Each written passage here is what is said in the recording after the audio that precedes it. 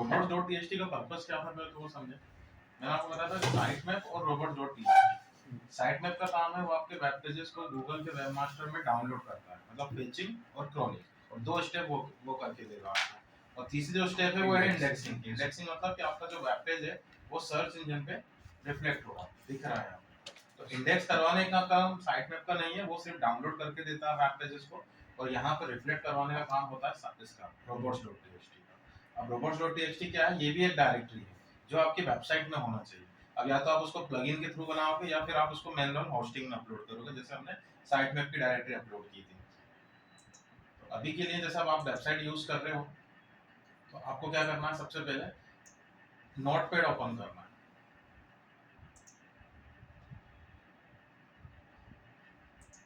और यहाँ अपनी जो भी कंडीशन है वो आपको लिखनी पड़ेगी। अब कैसे निकालना है, आप किसी भी वेबसाइट से निकाल लीजिएगा, हर वेबसाइट में आपको robots.txt मिलेगा। जो भी वेबसाइट में आप यूज कर रहे हैं उनका होम यूआरएल, जैसे हम ये वेबसाइट यूज कर रहे हैं तो होम यूआरएल के पास स्लैश लगा के आपको robots.txt टाइप करना है, तो आपको बना हुआ यहाँ पे पाथ मिल जाएगा। जैसे देखो उसने यूज किया, अब इस कंडीशन के हिसाब से इसने कुछ भी अलाउ मतलब कुछ भी डिसअलाउ नहीं किया, बस उसको एज इट इज बना के छोड़ दिया। तो आपको मैंने बताया था आपको बस ये ध्यान रखना है, इतना सा। ये आपको नहीं भी मिल रहा तो आप किसी भी वेबसाइट से निकाल सकते। स्टार लगाया इसका मतलब ये है कॉमन टू ऑल वेबसाइट, ठीक है।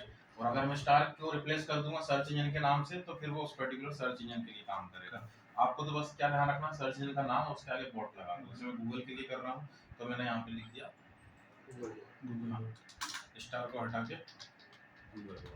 और सभी के लिए कर रहा हूँ तो फिर आप स्टार, आप लोग तो स्टार ही लगाइएगा। सर जैसे कल मैंने ये करा था अपनी वेबसाइट पे, तो उसमें था कि योस एसईओ स्टार्टेड और ये योस एसईओ एंडेड। तो वो योस प्लगइन ने भी तो बनाया है, योस्ट ऑलरेडी बना देता है। अब जैसे वर्डप्रेस में आप वही तो, जैसे हमने वहां भी साइट मैप नहीं बनाया था, आपने योस्ट प्लगइन इंस्टॉल किया, उसने अपना डायरेक्ट इंस्टॉल कर दी, आपने सिर्फ पाथ रन किया था। अब robots.txt भी यही है कि अगर आप वर्डप्रेस पे काम कर रहे हैं और आपने योस्ट प्लगइन लगा के रखा हुआ है तो यहाँ पे फिर आपको robots.txt बनाने की नीड ही नहीं पड़ेगी, वो खुद से ही बना देगा। ब्लॉगर भी खुद से ही बना देता है। ये देखो इतना पार्ट इसका डिफॉल्ट है, इसमें से उसने किसको हाइड करके रख रखा है, किसी को भी हाइड नहीं किया, WP एडमिन को किया हुआ है। WP एडमिन में भी उसने अपलोड WPO प्लगइन्स को हाइड करके रखा हुआ है, ये कंडीशन लगा रखी है उसने। तो ये डिफॉल्ट है, प्लगइन ने बनाई है। आपको अगर चेंज करना है तो फिर आपको मैनुअल अपलोड करना पड़ेगा, ये आपको ध्यान रखना है। तो आप अपना तरीके से जो भी आपको हाइड करना है पूरा कोड लिखें। अगर आपको हाइड करना होगा तो स्लैश लगा देना, जो भी हाइड करना है वो लिख देना यहाँ पे। उसके अंदर की भी कोई अगर आपकी सब डायरेक्टरी है तो फिर स्लैश लगाना, फिर उसका नाम लिखना जो भी सब डायरेक्टरी है, तो लास्ट वन जो रहेगा वो हाइड होगा, इसमें से इसको हाइड करेगा। या फिर मैंने आपको बताया कि आउट ऑफ में से कुछ अलाउ करना है तो पहले उस पूरी फाइल को हाइड कर दो और नीचे उसको उसमें से कोई सब फाइल आपको अलाउ करनी है तो उसका नाम लिख दो। जैसे मुझे इसको अलाउ करना है XYZ को इसमें से,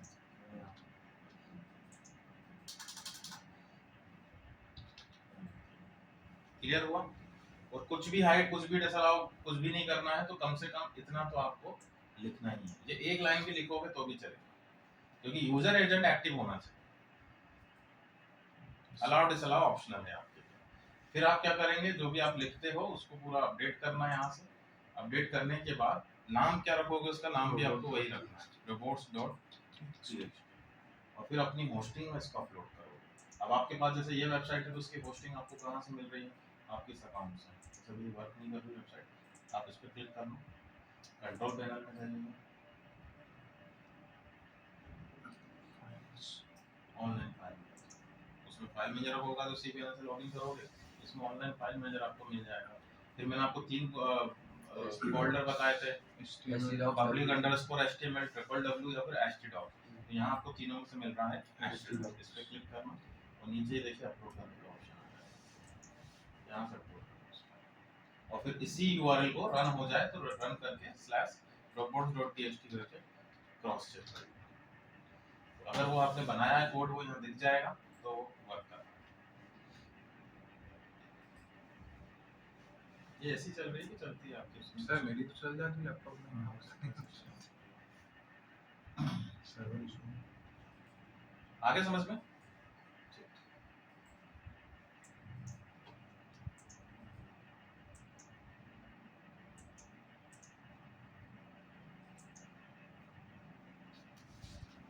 देखो नेक्स्ट हेडलाइन सर एक चीज यहाँ पे ऑडिट कल किया था, हाँ। उसमें से रैंक ये मैं आपको दूसरी रिपोर्ट दे दी, आपको ये रिपोर्ट देना है। ठीक है, इसमें सिर्फ ऑफ पेज का ही देखना है आपको। ये यहाँ लिखा हुआ है global site rank is 1 million और लोअर टू बिलो, है ना? आप फोटो क्लिक कर लो उसका।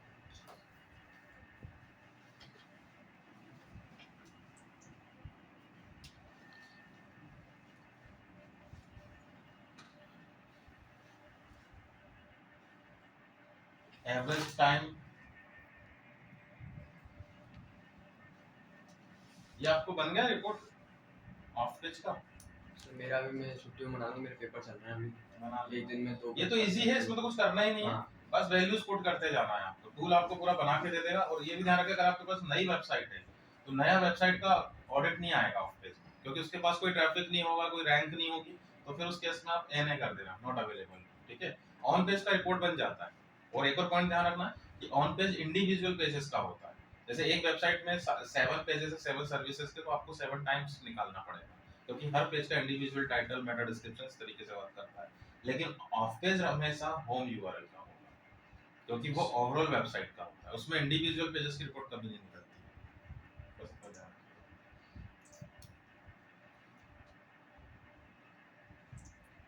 लिखो rich snippets.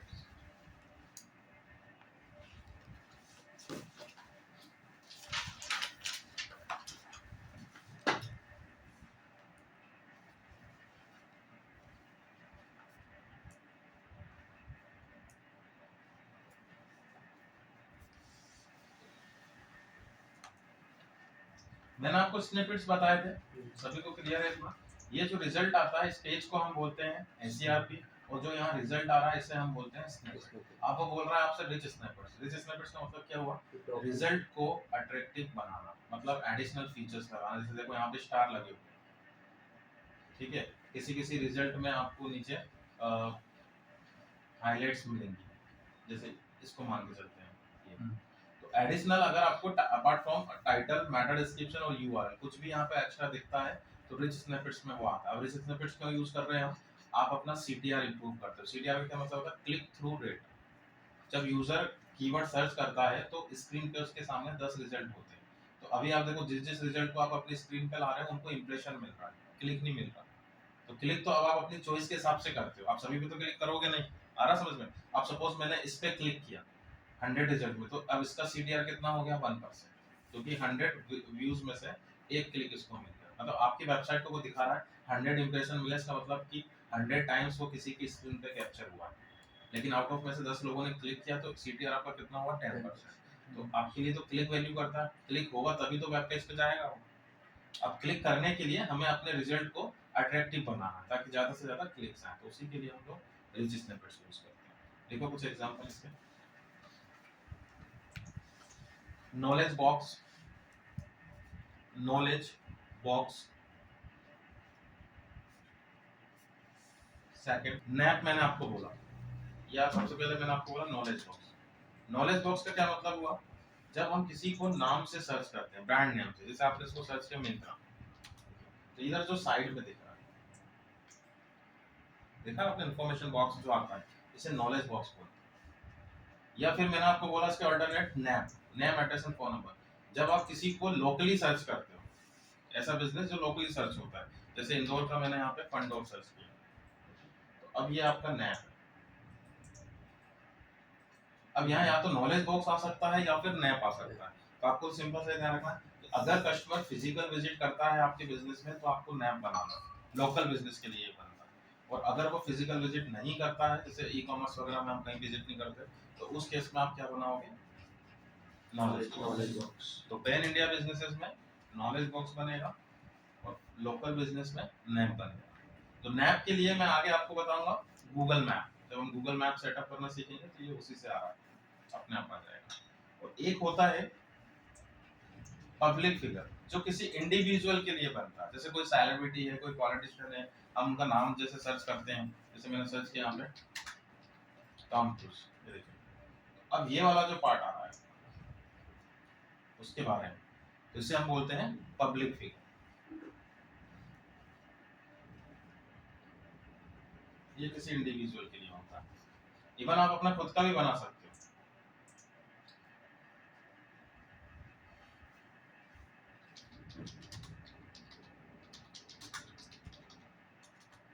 Google profile card. Card, card. आप अपना खुद का भी बना सकते हो। आपके डिटेल्स पूछेगा वो, आपका जो भी क्वालिफिकेशन, जैसे लिंक्डइन पे प्रोफाइल बनती है वैसा ही होगा। तो आपको अगर कोई नाम से सर्च करेगा तो यहाँ पे आपकी प्रोफाइल के दिख जाएगी, अगर कोई आपको नाम से सर्च करेगा तो। ठीक है, टूल लिख लेंगे। क्या है टूल अपना नाम? गूगल आप बस प्रोफाइल ये कार्ड। कीवर्ड लिखते हैं, गूगल प्रोफाइल कार्ड।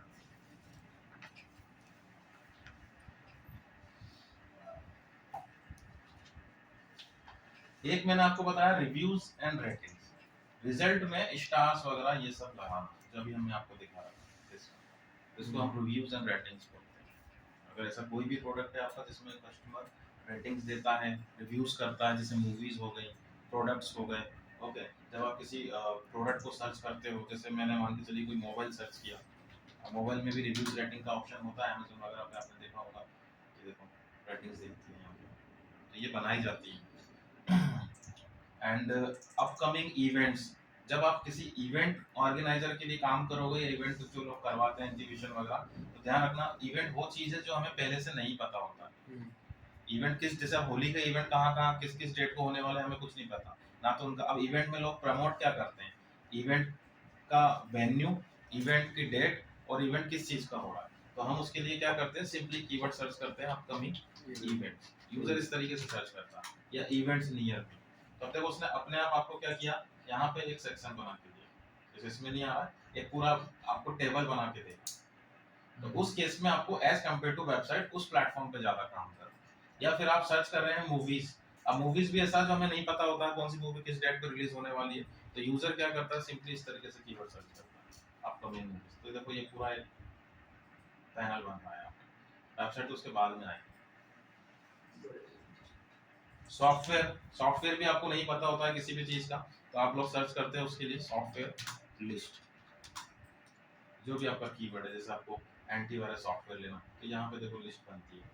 तो ये भी अपार्ट फ्रॉम वेबसाइट होगा आपका। जो लोग खाना बनाना सिखाते हैं, या फूड पोर्टल स्टार्ट करते हैं, या जो भी ब्लॉगिंग वगैरह करते हैं, उनको भी ये बहुत लगता है। जैसे अगर मैं यहाँ पे सर्च कर रहा हूँ, तो इस लेवल के लिए भी अपन को वर्क करना पड़ता है इसमें नाम हाँ, ये डालने सब के लिए बनाने अपना। पड़ेंगे आपको। जैसे मैंने यहाँ पे सर्च किया पालक पनीर रेसिपी, तो इनके आर्टिकल में आप देखिए आपको कुछ एक्स्ट्रा चीज़ें दिख रही हैं, ये अलग से बनाया है गूगल ने। इवन इनके आर्टिकल में आपको ये भी दिख रहा है कि टाइम कितना लगेगा, कितनी कैलोरीज रहेगी उसमें, इंग्रेडिएंट्स वगैरह एवरीथिंग, ये सब, तो ये सब एडिशनल इन्फॉर्मेशन आपको बिजनेस में फिट देगा। ओके। और एक मैंने आपको लगा गूगल फोरम, फोरम मतलब जो यहाँ पे एफएक्यूज की फॉर्म में आ रहा है। सी दिस, जब आप किसी को क्वेश्चन वाइज सर्च करते हैं, इंफॉर्मेशन जो आपके बनेंगे इसमें, ये वाला गूगल आस्क, तो इनको बनाने के टूल लिखिए, tools for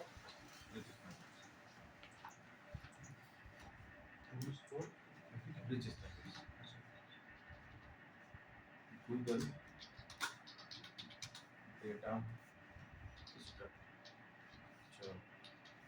testing, Google data structure testing tool.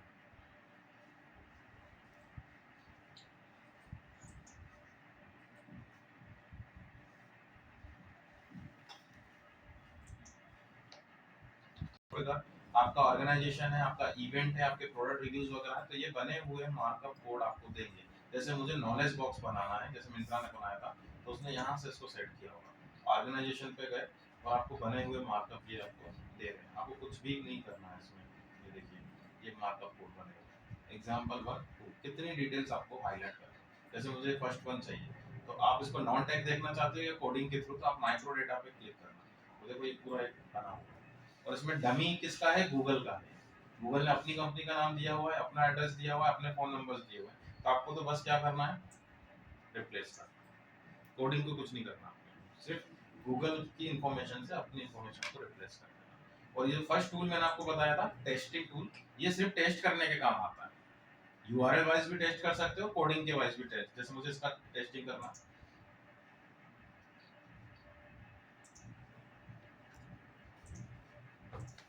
पूरा कोड हमने copy किया।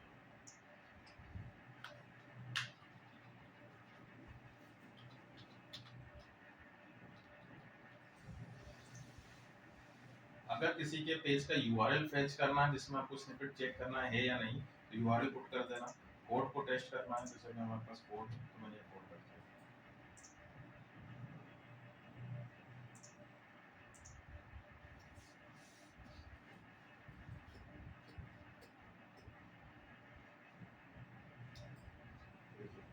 वैलिड दिखा रहा है, ग्रीन है, मतलब ये प्रॉपर वर्क कर रहा है, अच्छा है कोड, मतलब कोई दिक्कत नहीं उसमें।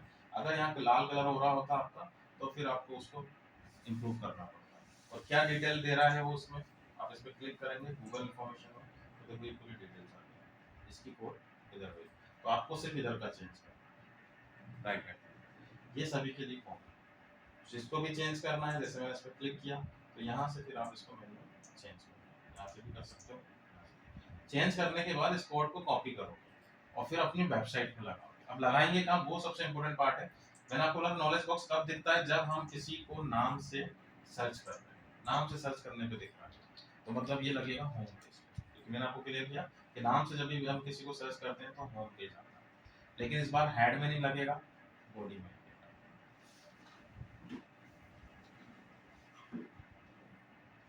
अब आप लोग जैसे वर्डप्रेस पे प्रैक्टिस कर रहे हैं, तो वर्डप्रेस का मैं आपको बॉडी सेक्शन कैसे एक्सेस करना, हेड तो बता ही दिया मैंने कैसे एक्सेस करोगे। हेडर फुटर मैनेजर प्लगइन भी बताया था, मैनुअल अपीयरेंस में थीम फाइटर में जाके भी आप कर सकते हैं, जैसे देख लो।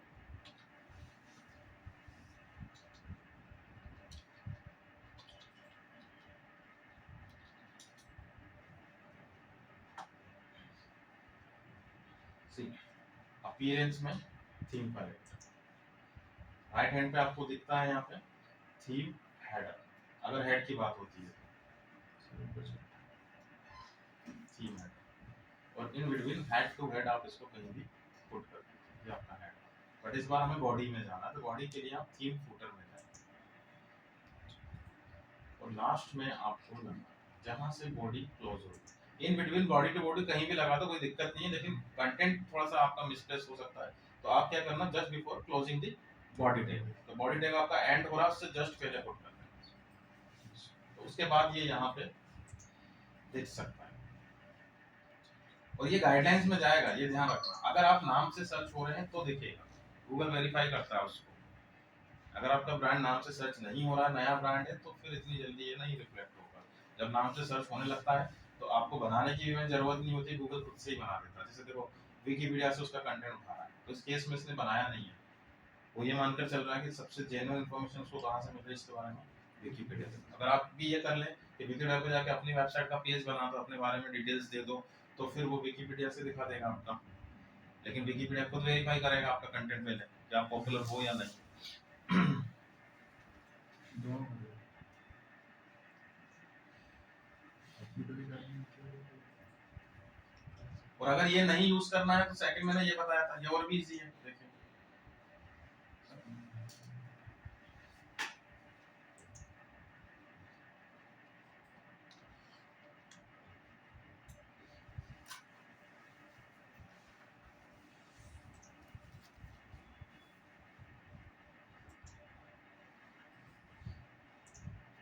टाइप ऑफ हाईलाइटिंग, क्या हाईलाइट करना, जैसे अगेन पर्सन है, ऑर्गेनाइजेशन है, किसी में ऑर्गेनाइजेशन दिया, ऑर्गेनाइजेशन का टाइप क्या है आपका, जैसे एयरलाइंस है हमारी, उसके बाद उसका नाम,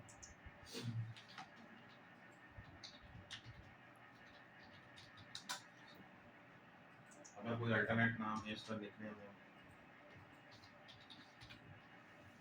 ऑफिशियल यूआरएल आ जाएगा, लोगो का यूआरएल आ जाएगा, यहाँ पे लोगो का यूआरएल तो आप निकाल ही लोगे, वेबसाइट का जहाँ भी लोगो आपको दिख रहा है उस पर राइट क्लिक करना, कॉपी इमेज एड्रेस, है ना, और ये यूआरएल पर पुट करना है। उसके बाद आपके सोशल मीडिया के प्रोफाइल्स, फेसबुक, ट्विटर, इनके आगे आप पेजेस बनाओगे तो पेज की यूआरएल आ जाएगी, और कल को कोई इसको नाम से सर्च करेगा तो ये यहाँ दिख जाएगा।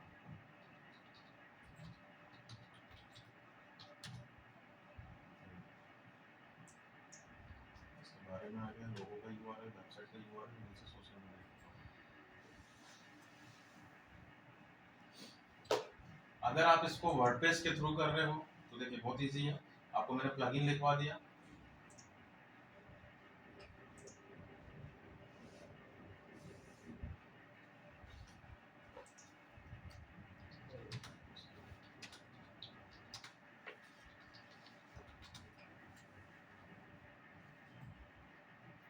All in one schema rich students.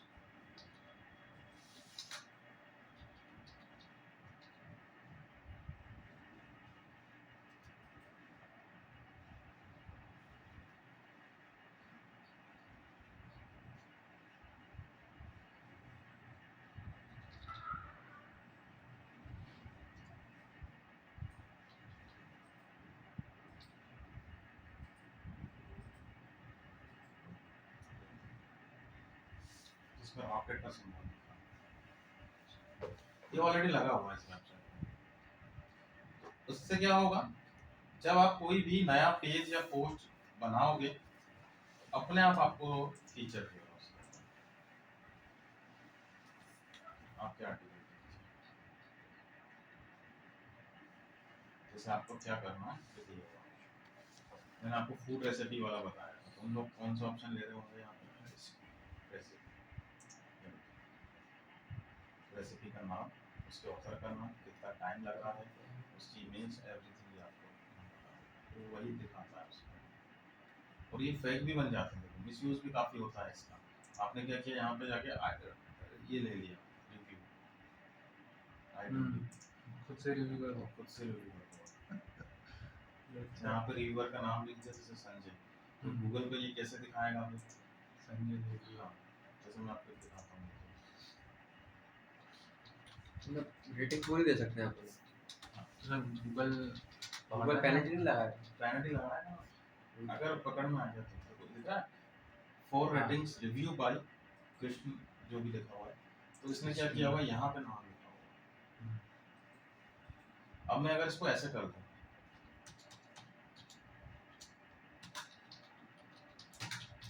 ये भी तो कर सकता हूँ, उसका नाम मुझे लिखा आएगा 5000 रिव्यू बाय 50,000 कस्टमर्स। तो उससे आपकी क्लिक बढ़ेगा, और क्लिक बढ़ेगा तो मैंने क्या सिखाया आपको, ऑर्गेनिक वैल्यू बढ़ेगा, रैंक करती है। तो अब इसमें देखो मैं आपको एक हिंट दे देता हूँ, पेज को पब्लिश होने से पहले बना देना, मतलब इंडेक्स होने से पहले। एक बार अगर आपका पेज इंडेक्स हो गया और आपने नहीं बनाया तो बाद में नहीं बनता है।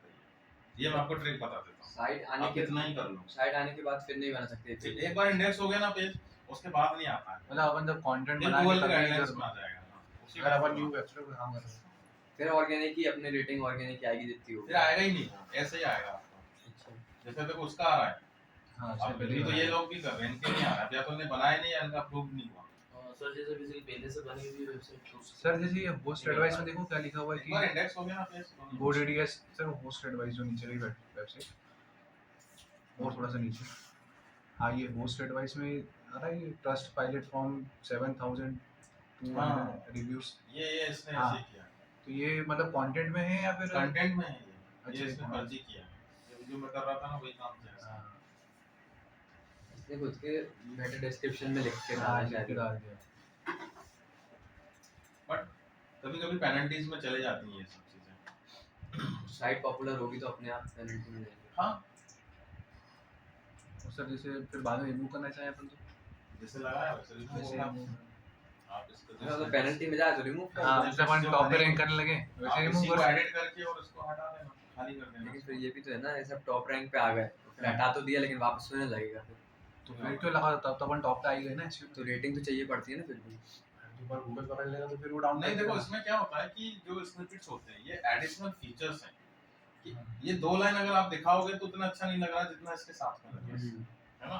एक आई कैचिंग कॉन्सेप्ट होता है, यूजर को डिसाइड करना होता है कि 10 में से वो कौन से रिजल्ट पर क्लिक करे। तो हम लोग मेनली क्या करते हैं, जो थोड़ा सा ब्यूटीफाई रिजल्ट होता है उस पर क्लिक मैं कोई भी ऐसी भी देख करता हूँ। एग्जैक्ट। हाँ तो रेटिंग तो वो सिर्फ क्या कर रहे हो, आप उसको थोड़ा सा अच्छा बना रहे हो। अपन रेस्टोरेंट जाते हैं सबसे पहले रेटिंग ही चेक करते हैं कितनी रेटिंग है उसकी। इसे बोलते हैं ORM, आगे पढ़ोगे आप, online reputation and management. ORM का कॉन्सेप्ट होता है, जैसे इंस्टा पे फॉलोवर्स, हम्म, आपको पता ही है इंस्टा के पोर्टफोलियो बिजनेसेस समझते हो आप? पोर्टफोलियो वो बिजनेसेस होते हैं जो दिखावा करते हैं ज्यादा, जिसको देखने की वैल्यू ज्यादा होती है, शोकेस करने की। जैसे आप कोई नेल आर्ट का बिजनेस है, कोई आर्टिस्ट है, आर्ट से रिलेटेड जितने भी बिजनेसेस हुए, सैलून हो सकता है, क्लोथिंग स्टोर हो सकता है, आप देखिएगा ऐसे लोग हमेशा इंस्टा के फॉलोवर्स देखते हैं, उसके बेसिस पे जज करते हैं। इस मतलब इसके फॉलोवर्स ज्यादा है, मतलब इसका काम अच्छा चल रहा है। अब फॉलोवर्स उसमें से 90% फेक हों, उससे उनको कोई मतलब नहीं। अगर आपका नया बिजनेस और आपके इंस्टाग्राम पे सिर्फ 10 ही फॉलोवर हैं, तो घर बैठ के डिसाइड कर लेंगे वो कि नहीं ये अच्छा नहीं चल रहा है या नया बिजनेस है, सर फेक तो फॉलोअर एक का फिर मैं वो आता है। तो उसके लिए भी मिल जाते हैं तो टूल, अपना जैसे मैं business आपको करेंगे जब ना सोशल अपन तो मीडिया आपको बताऊंगा, सोशल मीडिया में तो जैसे टूल चलते हैं, जैसे वाईटी व्यूज, मैं अगर आपको सजेस्ट करूँ क्या खरीदना आपको बताया, सब मिल जाएगा। जैसे इंस्टा पे हम इंस्टा फॉलोवर्स किस टाइप के चाहिए आपको, पर्टिकुलर कंट्री के चाहिए, सिटी के चाहिए, सब मिल जाएगा। तो सर ये बस अपना फॉलोअर गेन ही इसके होता लिए पे करना पड़ेगा मुझे। है। हाँ 35 रुपये 50 350 में 500 ले। बट ये बोर्ड प्रोफाइल होती है, कोई रिएक्शन नहीं देंगी आप, हाँ वही सिर्फ काउंटर जो रहता है आपका वो इम्प्रूव कर मतलब लाइक वाइक कुछ भी नहीं करना। हाँ, ये कुछ भी नहीं करेंगे, आपका जो पोस्ट डालेगा तो उसमें रिएक्शन नहीं होगा। और बड़ी बड़ी कंपनी जितने भी हैं आजकल ये सब यूज करते हैं इसका,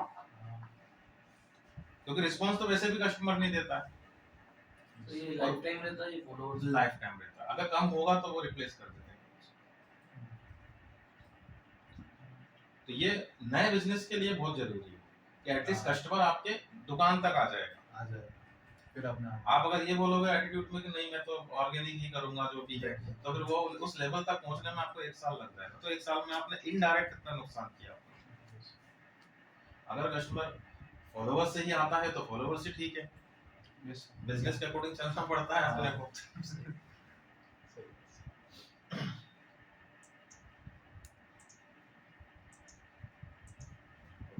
अब देखो एसईओ में हमने इतनी सारी चीजें पढ़ी, और इसमें जैसा कि मैंने आपको बताया था नई नई चीजें आती रहती हैं, अप टू डेट रहना पड़ता है। और थ्योरी हम लोग स्टार्टिंग से कॉन्सेप्ट समझ रहे हैं कि आपको प्रैक्टिकल अच्छा रखना है, थ्योरी अपने आप बनेगी, और इम्प्रूव करना है आपको थ्योरी, और रेगुलर बेसिस पे आपको अपडेट रहना है। तो मैं कुछ पोर्टल्स आपको लिखवा देता हूँ, ठीक है? एसईओ में अपडेट रहने के लिए कुछ पोर्टल हेडलाइन लिख लो, how to get updates on SEO.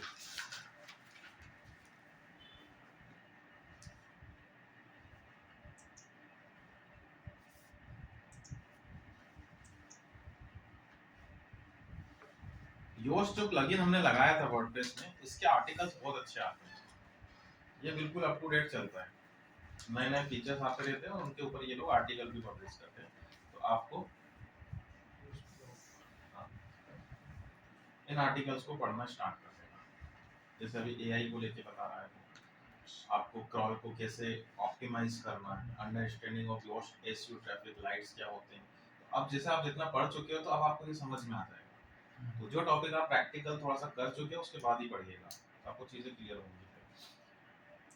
Most जो मैंने आपको टूल बताया था उसके ब्लॉग भी अच्छे हैं, इसको भी आप पढ़ना स्टार्ट कर दें। मोस्ट ब्लॉग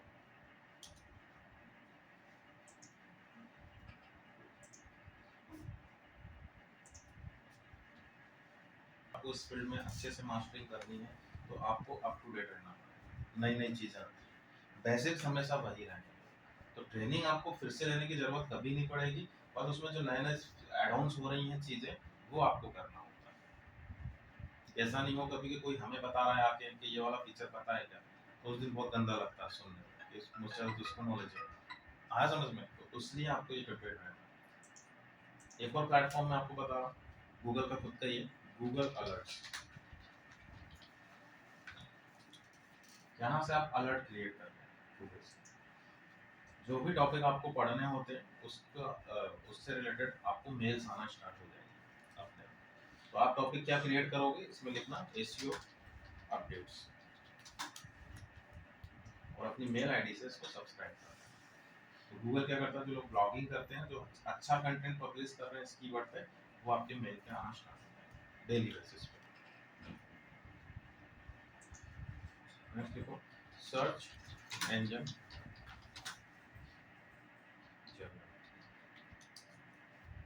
सी, कुछ पढ़े ना पढ़े ये जरूर पढ़िएगा, ये सबसे अच्छा प्लेटफॉर्म है, क्योंकि इसमें जितने भी आर्टिकल्स आते हैं गूगल की कोर टीम के जो जितने भी वर्क करते हैं एल्गोरिथम पे वही लोग लिखते हैं। एंड स्पेशली इसमें देखिए एसईओ में अपडेट्स यहाँ लिखा हुआ है गूगल एल्गोरिथम अपडेट्स। अभी तक इतनी एल्गोरिथम आ चुके हैं स्टार्टिंग, अभी ये चल रहा है इसमें से मैंने आपको रैंक बताया। आ गया समझ में? अब इंटरव्यू में आप गए, उसने पूछा कि बताइए भाई लेटेस्ट अभी क्या एल्गोरिथम चल रही है। अभी तो मैंने बोल दिया आपको रैंक ब्रांड, अब 6 महीने बाद जरूरत थोड़ी यही रहेगी, कुछ और आ जाएगी। तो आप थोड़ा सा अप टू डेट रहना इसको लेकर, थ्योरेटिकल चीजें बस एक बार क्लिक करके पढ़ लेना। तो इवन ये जो पूरा सेक्शन है ये सब कवर कर लेना, बस आपको गो थ्रू करना।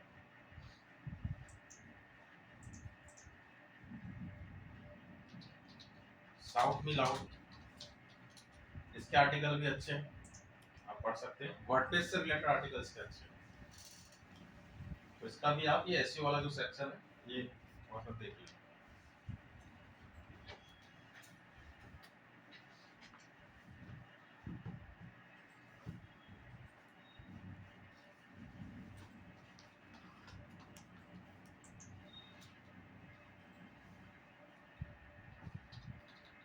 ब्लॉगर आइडियाज जितन वासवानी, इसके भी आर्टिकल्स अच्छे हैं।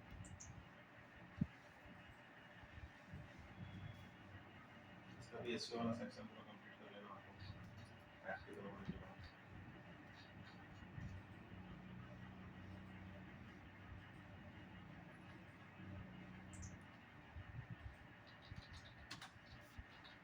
नील पटेल ब्लॉग, इसके भी आर्टिकल अच्छे हैं, सिर्फ एसईओ से रिलेटेड पढ़ना है।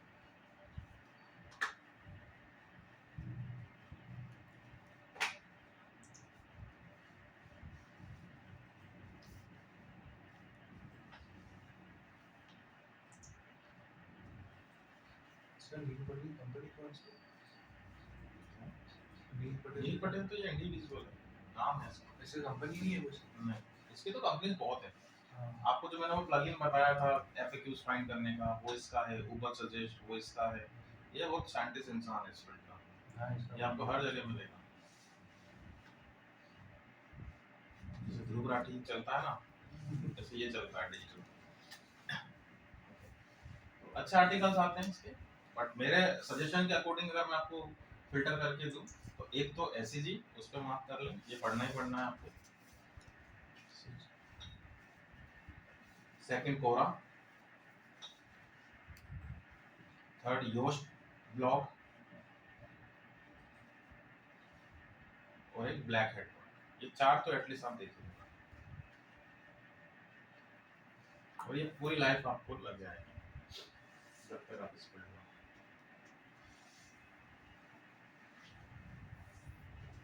नेक्स्ट अब हम लाइव प्रोजेक्ट पे काम करेंगे एसईओ से रिलेटेड। तो मैंने आपको देखो वर्किंग स्टेप्स बताई थी कि अगर आपके पास कोई भी एसईओ का वर्क आता है तो सबसे पहले हम करते हैं प्रोडक्ट रिसर्च, कि सामने वाले ने जो आपको वर्क दिया है वो किस नेचर का है, किस बिजनेस पे काम कर रहा है।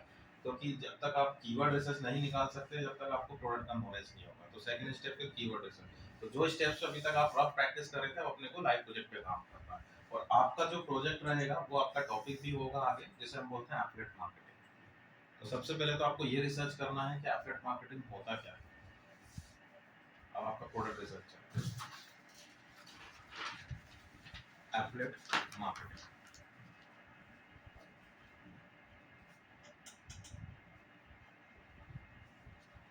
सी एफिलिएट मार्केटिंग थोड़ा सा मैं ओवरव्यू दे देता हूँ। B2B कॉन्सेप्ट होता है, बिजनेस टू बिजनेस, जिसमें कोई आपको अपना प्रोडक्ट देता है या सर्विस देता है या कुछ भी देता है जिसे आप बेचते हो और आपको उस पर कमीशन मिलता है। आगे समझ में?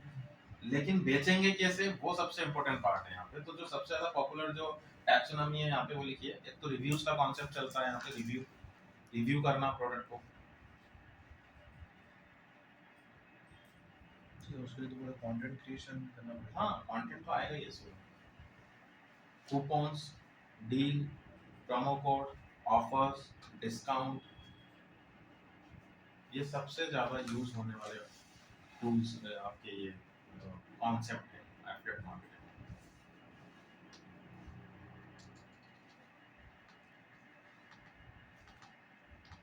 और इस केस में हमें कुछ करना ही नहीं पड़ रहा, बस कस्टमर को रीडायरेक्ट करवाना है। अमेज़न आपको कमीशन दे ही रहा है, प्रोडक्ट वगैरह वो देख रहा है सब, कितना कमीशन दे रहा है, सबके अपने अपने होते हैं। अगर आपको देखना हो कभी अमेज़न का, स्पेशली अमेज़न रेट्स करके आप सर्च करते हैं, इसका कमीशन आपको दिख जाएगा।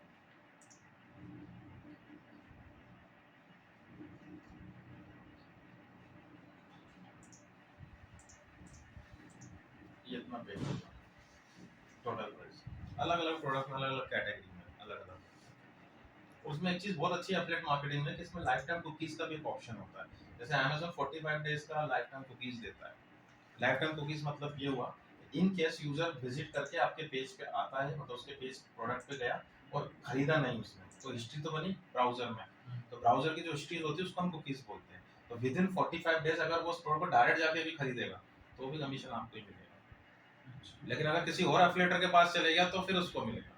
और अगर 2-3 दिन चले गया तो जो लास्ट वन होगा, सबसे लास्ट में हिस्ट्री किसकी बनी, ये टेक्निकल प्रोसेस होती है। और दुनिया में वो हर प्लेटफॉर्म जो ऑनलाइन बेच रहा है सभी में एफिलिएट का ऑप्शन आपको मिलेगा। मिंत्रा, अमेज़न, फ्लिपकार्ट, किसी में भी आप देखो। जैसे आप लोग सॉफ्टवेयर यूज कर रहे हो, अभी योश यूज किया आपने, तो योश के साथ आपको करना है तो आपने लिख दिया योश एफिलिएट, इसमें भी आपको ऑप्शन मिल जाएगा।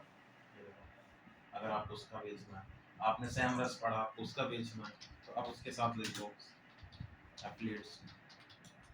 भाई उनको तो देखो क्या है कि जब बिकेगा तभी पे करना है आपको, तो क्लिक इंप्रेशन का तो पे करना नहीं है, सेल्स पे ही पे करते हैं उन लोग आपको। तो इतना ज़्यादा इसमें उन लोगों के लिए आप एक तरीके से मैन पावर का काम कर रहे हो।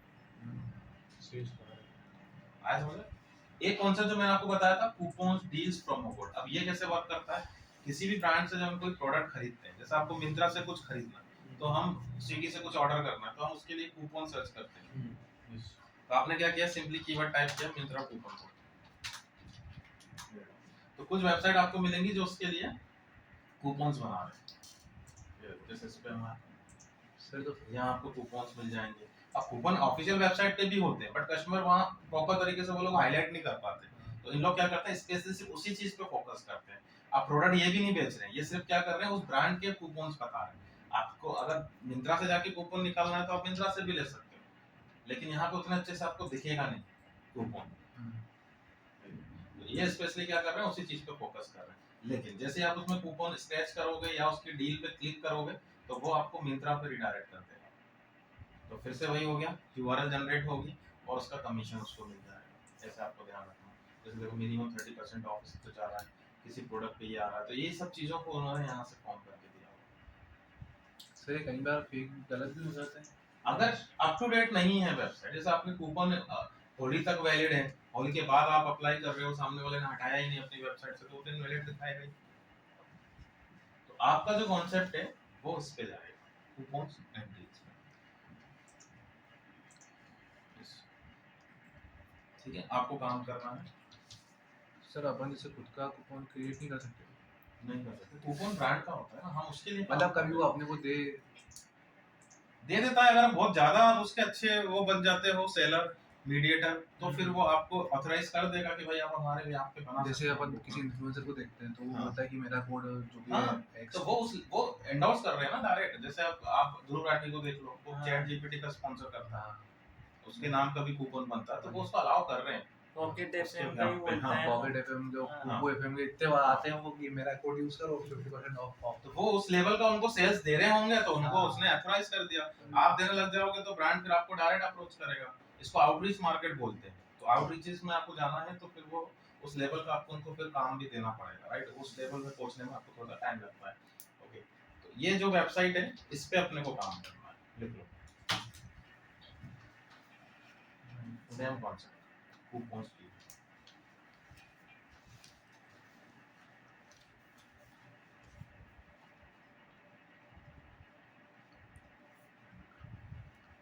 माइक्रो आईडिया एडिया एडी